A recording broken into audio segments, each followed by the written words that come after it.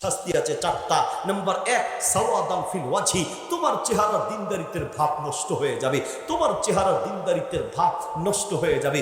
অর্থাৎ বন্ধু আমার, তুমি যতই ফেস ওয়াশ দাও, যতই তুমি ফেয়ার অ্যান্ড লাভলি খাও, আর যাই তুমি লাগাও না কেন, চামড়া সাদা বানানো যাবে, মানুষ কালো হতে পারে, মানুষের চেহারা একটা মায়া দিনদারিত্বের ভাব থাকে।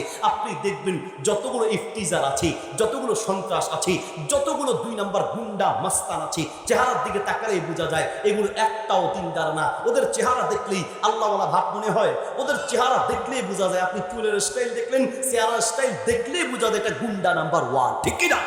চেহারায় ফুটে ওঠে, চেহারায় সাওয়াদান ফিল ওয়াজহি, চেহারার দিনদারিত্বের ভাব চলে যাবে। নাম্বার 2, নুকসান ফির রিজকি, নুকসান ফির রিজক, নুকসান ফির রিজকি, রিজিকের বরকত কমে যাবে, রিজিকের বরকত কমে যাবে। এই যে বললো হুন্ডা, দামি হুন্ডা নিয়ে চলে, আসলে ঘরে ভাতের পাতিলও নাই। নুকসান ফির রিজকি, রিজিকের বরকত থাকবে না। যত বড় বড় সন্ত্রাসী আপনি দেখবেন যে মাশাআল্লাহ গাড়ি নিয়ে চলে, বাড়ি আছে, এই আছে, কিন্তু খোঁজ নিয়ে দেখেন ব্যাংকে অনেক টাকা ঋণ হয়ে আছে, অমুকের কাছে ঋণ, এবং মরার আগে মানুষ থেকে টাকা ধার নিয়ে মরতে হয়। মনে রাখবা, জিনা ব্যভিচারে শান্তি নেই দোস্ত, আবার শান্তি নেই।